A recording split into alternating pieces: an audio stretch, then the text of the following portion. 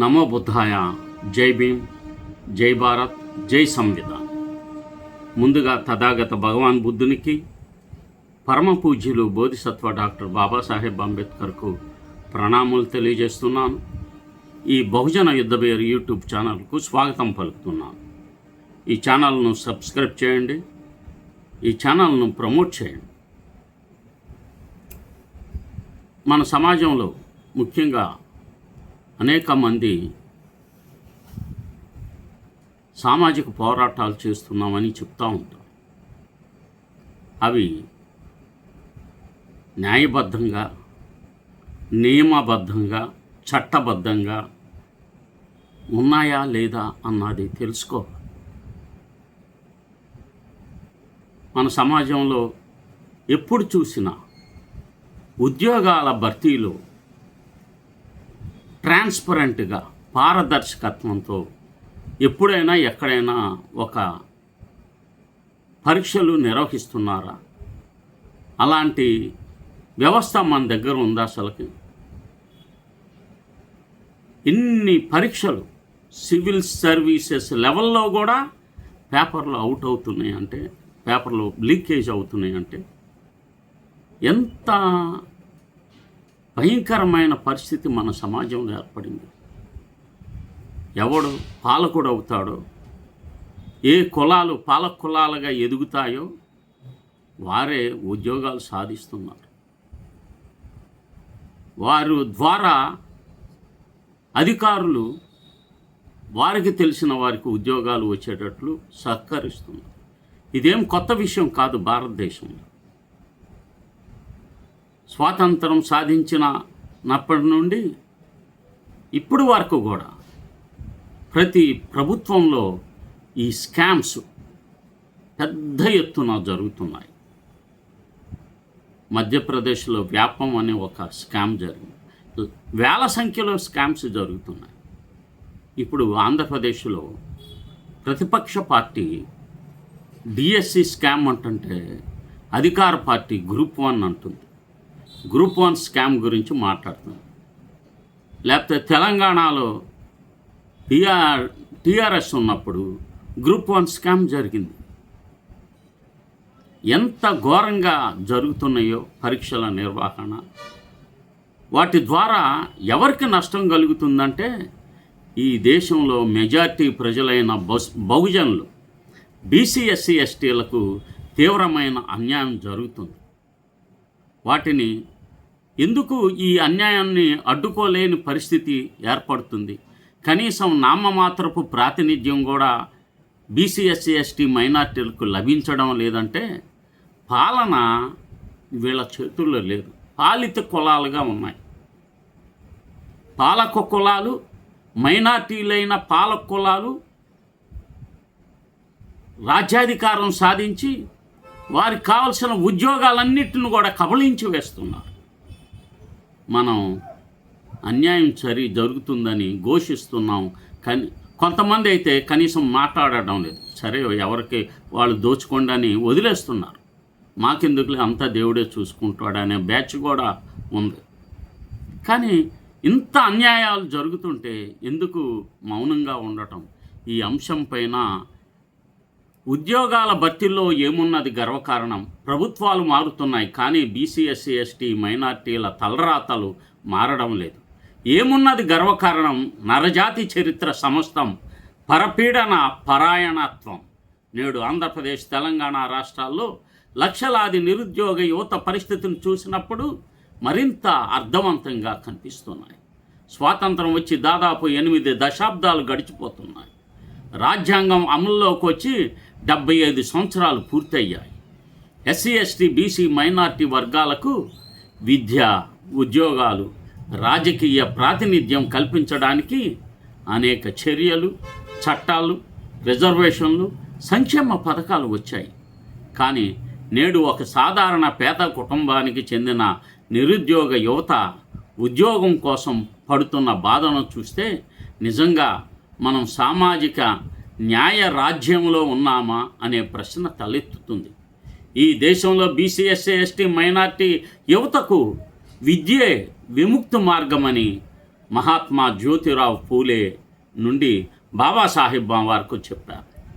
చదువుకోండి, సంఘటితం అవ్వండి, పోరాడండి అని డాక్టర్ బాబాసాహెబ్ పిలుపిచ్చారు. ఈ పిలుపును నమ్మి వేలాది కుటుంబాలు తమ పిల్లలను చదివిస్తున్నాయి. భూములు అమ్ముకొని చదివిస్తున్నారు, అప్పులు చేస్తున్నారు, కోచింగ్ సెంటర్లకు లక్షలాది రూపాయలు ఖర్చు పెడుతున్నారు. కానీ చివరికి ఉద్యోగ నియామకాలలో పారదర్శకతపై ప్రశ్నలు వస్తున్నప్పుడు కోర్టులు జోక్యం చేసుకోవాల్సిన పరిస్థితి ఏర్పడింది. కమిషన్లకు ఫిర్యాదులు వెళ్లాల్సి వస్తుంది. బాధితులుగా మిగిలేది మళ్ళీ అదే బీసీ, ఎస్సీ, ఎస్టీ, మైనార్టీ యువతే కావడం అత్యంత విషాదకరం. ఆంధ్రప్రదేశ్లో వైఎస్ఆర్ కాంగ్రెస్ పార్టీ అధికారంలో ఉన్న కాలంలో నిర్వహించిన గ్రూప్ 1 నియామక ప్రక్రియ చుట్టూ ఏర్పడిన వివాదాలు రాష్ట్ర చరిత్రలో ఒక మచ్చగా మిగిలిపోతాయి. కాబోయే డిప్యూటీ కలెక్టర్లు, డిఎస్పీలు, ఆర్డీఓలు వంటి ఉన్నత హోదాలకు ఎంపికయ్యే అభ్యర్థుల జవాబు పత్రాల మూల్యాంకనం పట్ల తీవ్రమైన అనుమానాలు వ్యక్తమయ్యాయి. మూల్యాంకన ప్రక్రియ నిబంధనలకు విరుద్ధంగా నిర్వహించబడిందని, ప్రైవేటు సంస్థల పాత్ర ఉందని, అదనపు ఓఎంఆర్ షీటు ముద్రించారని, ఎంపిక ప్రక్రియలో అవకతవకలు జరిగాయని ఆరోపణలు బలంగా వచ్చాయి. ఈ అంశాలు కోర్టుల వరకు వెళ్ళాయి. హైకోర్టు జోక్యం చేసుకుంది. ప్రత్యేక దర్యాప్తు బృందం విచారణ చేపట్టాల్సి వచ్చింది. చివరికి ఉద్యోగాల కోసం జీవితాన్ని ఫణంగా పెట్టిన వేలాది అభ్యర్థులు అనిశ్చితలో మిగిలిపోయారు. అయితే ఇక్కడ ఒక ప్రశ్న అడగాలి. ఆ సమయంలో అధికారంలో ఉన్న ప్రభుత్వాన్ని విమర్శించిన కూటమి ప్రభుత్వాలు, రాజకీయ పార్టీలు నేడు అధికారంలోకి వచ్చిన తర్వాత నిరుద్యోగ యువతకు ఎంత భిన్నమైన అనుభవాలు అందించాయి. డిఎస్సి 2025 మెగా చుట్టూ వెలుగులోకి వస్తున్న ఆరోపణలు, అభ్యర్థుల వాంగ్మూలాలు, 200 కోర్టు కేసులు చూస్తే ఆ ప్రశ్నకు సమాధానం ఆందోళన కలిగించేలా ఉంది. విశాఖపట్నానికి చెందిన ఎండి షాబుద్దీన్ తనకు స్కూల్ అసిస్టెంట్ ఫిజికల్ ఎడ్యుకేషన్ పోస్టుకు మెరిట్ వచ్చినప్పటికీ, సర్టిఫికేట్ వెరిఫికేషన్ పూర్తయినప్పటికీ 10వ తరగతిలో మొదటి భాష ఉర్దూ కావడం కారణంగా తనను అనర్హుడిగా ప్రకటించాడని చెబుతున్నారు. నోటిఫికేషన్లో లేని ప్రమాణాలు తర్వాత అమలు చేశారని వారు వాదిస్తున్నారు. వైఎస్ఆర్ కడప జిల్లాకు చెందిన ఎస్టీ ఉర్దూ మీడియం అభ్యర్థి జగదీష్ నాయక్ షెడ్యూల్ ట్రైబ్ తన కమ్యూనిటీలో కేవలం కొద్ది పోస్టులు మాత్రమే ఉండగా సర్టిఫికేట్ వెరిఫికేషన్ పూర్తయిన ఉద్యోగం రాలేదని ఆవేదన వ్యక్తం చేస్తుంది. కమిషనర్లు, అధికారులు జాతీయ ఎస్టీ కమిషన్ వరకు తిరిగినా న్యాయం జరగలేదని కంటతడి పెట్టి చెప్తున్నాడు. కృష్ణా జిల్లాకు చెందిన ఇందిరా అనే అభ్యర్థి షెడ్యూల్ కాస్ట్ సర్టిఫికేట్ వెరిఫికేషన్ విజయవంతంగా పూర్తయిందని అధికారులు చెప్పిన తర్వాత తుది జాబితాలో పేరు లేకపోవడంతో తీవ్రమైన మానసిక వేదనను అనుభవించానని ఏడుస్తూ చెప్పారు. ప్రకాశం జిల్లాకు చెందిన నరసింహారావు తనకంటే తక్కువ ర్యాంకు వచ్చిన వారికి ఉద్యోగాలు ఇచ్చి తనను పక్కన పెట్టారని బలంగా ఆరోపిస్తున్నారు.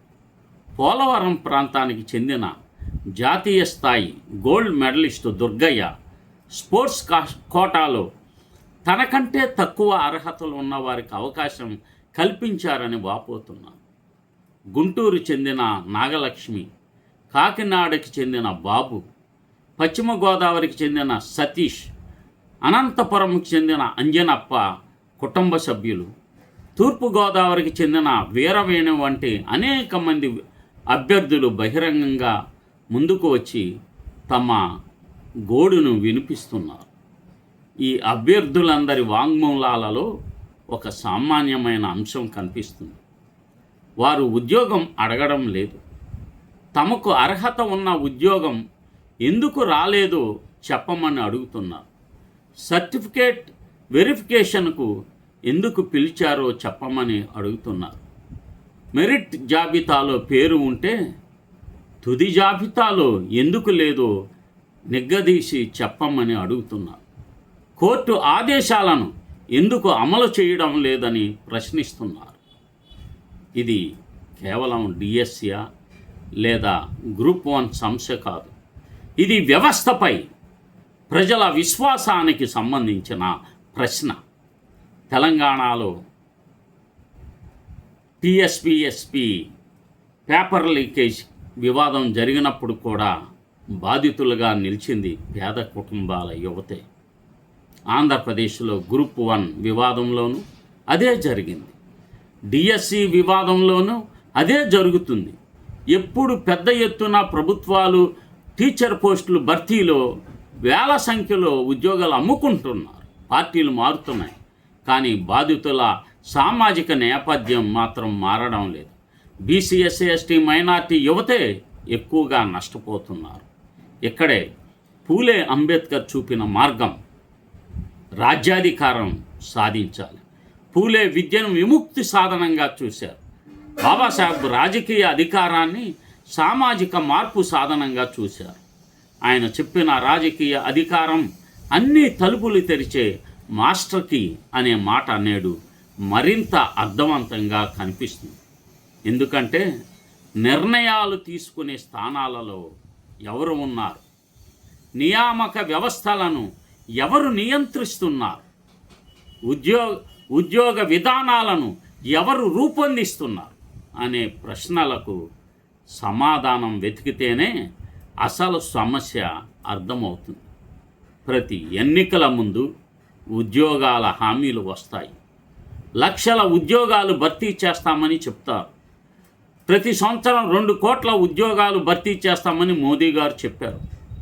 నిరుద్యోగ భృతి ఇస్తామని చెప్తారు. ఖాళీలను భర్తీ చేస్తామని చెప్తారు. కానీ ఎన్నికలు ముగిసిన తర్వాత నిరుద్యోగ యువతకు మిగిలేది నోటిఫికేషన్ల కోసం నిరీక్షణ, పరీక్షల కోసం పోరాటం, ఫలితాల కోసం ఆందోళన, కోర్టుల చుట్టే ప్రదక్షిణాలే. అందుకే నేడు ప్రశ్న కేవలం డిఎస్సి గురించే కాదు. ప్రశ్న కేవలం గ్రూప్ 1 గురించే కాదు. ప్రశ్న కేవలం ఒక పార్టీ గురించి కాదు. ప్రశ్న మొత్తం ఒక వ్యవస్థ గురించి వస్తుంది. నిరుద్యోగ యువత భవిష్యత్తును రాజకీయ లాభ నష్టాల కళ్ళజోడుతో చూసే సంస్కృతి మారాలంటే రాజ్యాంగం విలువల ఆధారంగా ప్రజాస్వామ్య పునర్నిర్మాణం అవసరం. నియామక వ్యవస్థలపై సంపూర్ణ పారదర్శకత అవసరం. స్వతంత్ర నియామక కమిషన్లు అవసరం. బాధిత అభ్యర్థులకు వేగవంతమైన న్యాయ వ్యవస్థ అవసరం.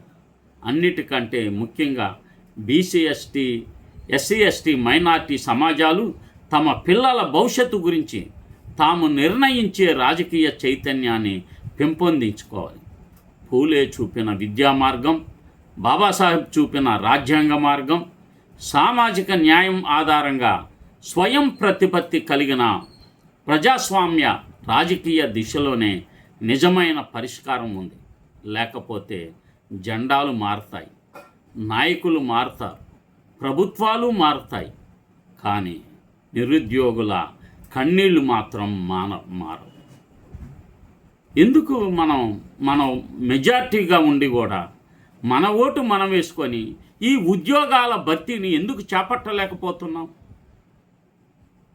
ఇదేమన్నా ఆషామాషి? మనం మెజార్టీ 100కి 85 ఓట్లు మనవే. ఈ అల్పసంఖ్యాకులైన 15% వారిచ్చే డబ్బు తీసుకోవటం, ఓటును అమ్ముకోవడం, ఉద్యోగాలు రావట్లేదని బాధపడటం. ఇది ఎన్నాళ్ళు? ఇదే పరిస్థితిని ఎన్నాళ్ళు మనం కంటిన్యూ చేద్దాం?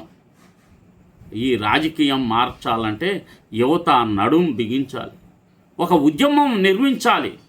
యూనివర్సిటీల్లో యువత ఏం చేస్తున్నారో తెలియట్లేదు, కానీ ఇంత ఘోరమైన అన్యాయాలు జరుగుతుంటే పోరాటాలు చేయట్లేదు, ధర్నాలకు పిలుపివ్వట్లేదు, పోలరైజేషన్ జరగట్లేదు. ఎంత అవినీతి జరుగుతుంది. డిఎస్ఏ గ్రూప్ 1 పరీక్షా పేపర్లు అమ్ముకున్నారు తెలంగాణలో, ఇక్కడ ఆంధ్రాలో. మీరు దేశవ్యాప్తంగా ఎక్కడ రిక్రూట్మెంట్ జరిగినా ఇంత ఘోరాతి ఘోరమైన పనులకు కారణం ఓటును సక్రమంగా వినియోగించకపోవటమే. మీ తల్లిదండ్రులకు చెప్పండి, అయ్యా అమ్మా మనం 1000 రూపాయలు 2000కి మీరు నమ్మి ఓటు వేయొద్దు, మన ఓటు మనం వేసుకుందాం, మన రాజ్యాధికారాన్ని మనం సాధిద్దాం అనే బాటలో మీరు అందరూ కృషి చేయాలి. యువత అందుకు కంకణం కట్టుకోవాలని విజ్ఞప్తి చేస్తున్నాను. నమో బుద్ధాయ. జై భీమ్, జై భారత్. ఈ బహుజన యుద్ధభేరి యూట్యూబ్ ఛానల్ను మన సమాజంకి చేర్చి సబ్స్క్రైబ్ చేయించండి. అందరికీ తెలియచేయండి ఏ విధంగా సబ్స్క్రైబ్ చేయటం అంటే ఏంటి, షేర్ చేయటం అంటే ఏంటి, లైక్ చేయటం అంటే చాలామందికి తెలియడం లేదు. ఎలాగ నోటిఫికేషన్స్ వచ్చేటప్పుడు బెల్ ఐకాన్ నొక్కటం ఇవి తెలియట్లేదు. కానీ మిగతా వాళ్ళకి చేపలు కోసి చూపిస్తే 2 లక్షలు వస్తున్నాయి. ఇంత వీడియో చేశాను, 100 మంది కూడా చూడట్ల. ఇది సామాజిక అంశాలపై ఉన్న ప్రజల యొక్క ఆలోచన తీరు. నాకు రావట్లేదని కాదు, ఎవరికైనా ఇదే పరిస్థితి ఉంది. దీన్ని మరి మార్చాల్సిన బాధ్యత మన పైన ఉంది కదా, అర్థం చేసుకోండి. జై భీమ్.